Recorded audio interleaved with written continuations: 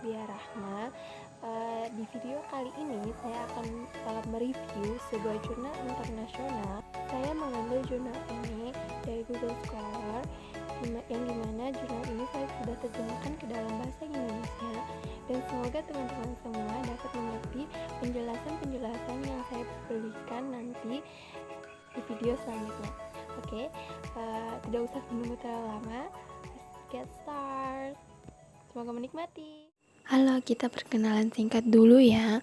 Perkenalkan, nama saya Nur Asbia Rahma, NIM L1A11984 dari kelas C dengan mata kuliah Ilmu Reproduksi Ternak, dan dosennya itu DRH Putunara Kusuma Prasanjaya. Di sini saya akan mereview sebuah jurnal internasional, yaitu International Journal of Current Microbiology and Applied Science dengan ISSN-nya 23197706, volume 7, number 3, 2018, dengan judul Potential Application of Stem Cell in Livestock Production, yaitu aplikasi potensial stem cell dalam produksi ternak.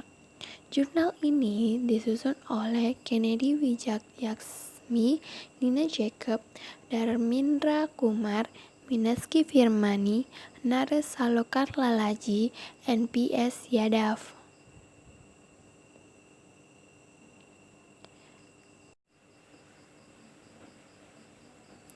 Nah, di sini saya akan menjelaskan sel induk dan sifat.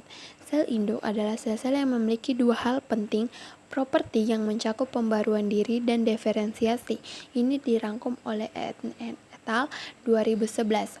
Saat sel induk membelah, baru sel anak mungkin tetap sebagai sel induk atau mungkin menjadi sel khusus, seperti sel otot, sel darah, dan sel saraf. Dengan fungsi tertentu, sebuah sinyal diperlukan untuk sel induk untuk membelah dan untuk mengaktifkan gen yang mana didiferensiasi menjadi tipe sel tertentu. Kemudian, sel induk asal dan klasifikasinya. Dua kategorisasi utama sel induk termasuk sel punca embrionik dan sel punca dewasa. Sel induk embrionik adalah salah satunya diisolasi dari inner cell mass yaitu atau ICM dari embrio, sedangkan sel punca dewasa berasal dari organ tubuh orang dewasa. Ini dirangkum dalam jurnal Kumar et al. 2011. Sel-sel dalam embrio blastocista berkumpul untuk membentuk inner cell mass dan tropoplasma sel induk embrio, yaitu ICM inner cell mass, berdiferensiasi menjadi ektoderem, mesoderem, dan endoderem yang selanjutnya berkembang terus-menerus menjadi organ dalam hewan, seperti tropoplasma yang membentuk plasenta.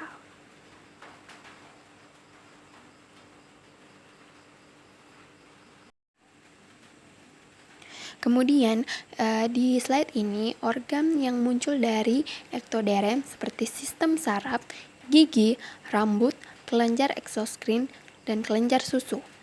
Yang kedua, mesoderem, otot seperti rangka, jantung, dan mulut. Yang dimana otot lengkung faring, jaring ikat dermis, subkutan lapisan kulit, tulang dan tulang rawan, dura meter, dan organ seks internal. Yang ketiga, ada endoderem, lapisan epitel pencernaan dan sistem pernapasan. Hati, pankreas, itu lapisan folikel kelenjar tiroid, sel epitel timus, epitel dari tabung pendengaran dan membran timpani, itu kantung kemih dan bagian dari uretra. Sel induk dewasa, sel induk somatik, sedangkan ditemukan pada hewan remaja atau dewasa, itu jenis yang berbeda.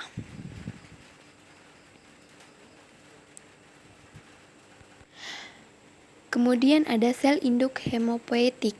Sel induk ini yang memiliki kemampuan untuk membentuk semua sel darah dan sel kekebalan.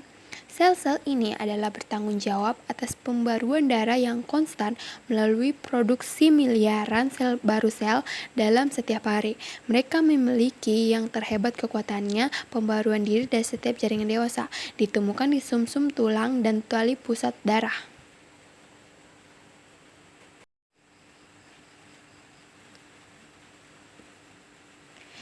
Nah, ini adalah sel induk saraf.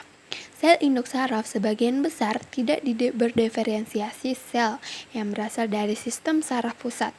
Sel induk saraf atau INSC memiliki potensi untuk menimbulkan keturunan sel yang tumbuh dan berdiferensiasi menjadi neuron dan sel glial.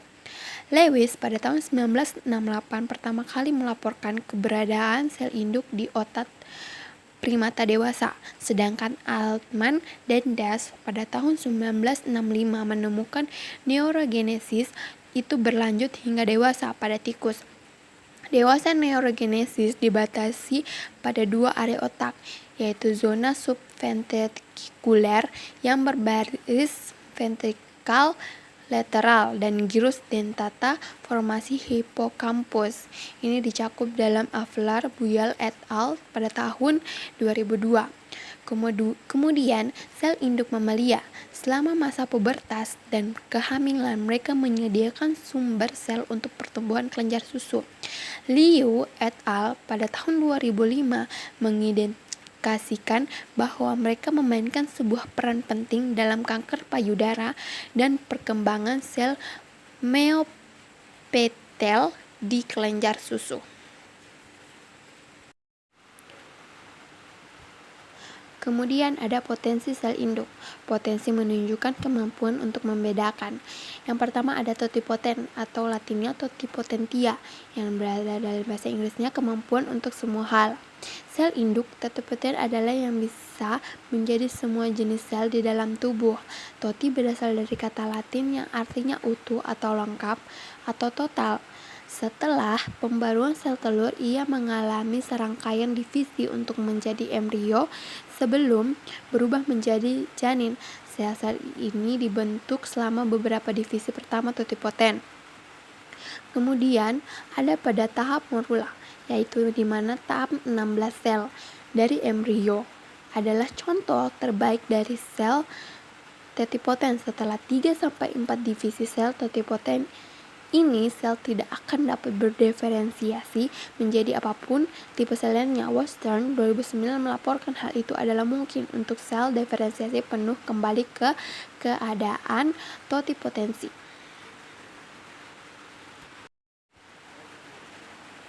Kemudian ada yang kedua adalah pluripoten, yang dalam bahasa Latinnya pluripotentia, yang artinya kemampuan untuk banyak hal. Sel induk berpotensi majemuk adalah yang memiliki kemampuan untuk menjadi hampir semua jenis sel tubuh. Sel induk berpotensi majemuk dihasilkan dari sel induk totipoten setelah mereka hidup beberapa divisi pertama. Sel induk embrio, masa sel dalam pada tahap blastocysta, dan sel induk janin berpotensi majemuk. Baik toti dan sel berpotensi majemuk sangat penting untuk berkembang organisme baru. Karena itulah mereka ditemukan pada tahap awal pengembangan di embrio. Selanjutnya ada multipoten, yang artinya berpotensi untuk menjadi pembeda tipe sel rahasia. Sel induk ini dapat berdiferensiasi menjadi sejumlah sel, namun itu terbatas pada keluarga sel yang terkait erat. Mereka terbatas pada bagian besar sel darah, jantung, otot, dan saraf. Sel-sel ini berfungsi sebagai sistem perbaikan jaringan yang rusak. Contohnya itu dalam kategori ini adalah sel induk yang terjadi pada ternak dewasa.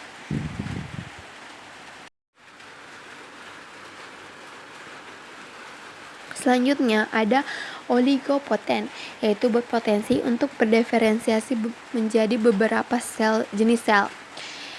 Pada potensi ini, sel akan berdiferensiasi menjadi beberapa jenis sel-sel lainnya. Kemudian ada sel limfoid dan mieloid unipoten, berpotensi untuk menjadi pembeda hanya satu jenis sel. Sel induk ini hanya dapat menghasilkan satu jenis sel dan memiliki properti pembaruan diri. Ini membedakan dari sel nenek moyang yang tidak bisa memperbaharui diri sendiri yang terjadi. Sekian dari saya mengucapkan terima kasih atas perhatian teman-teman semua.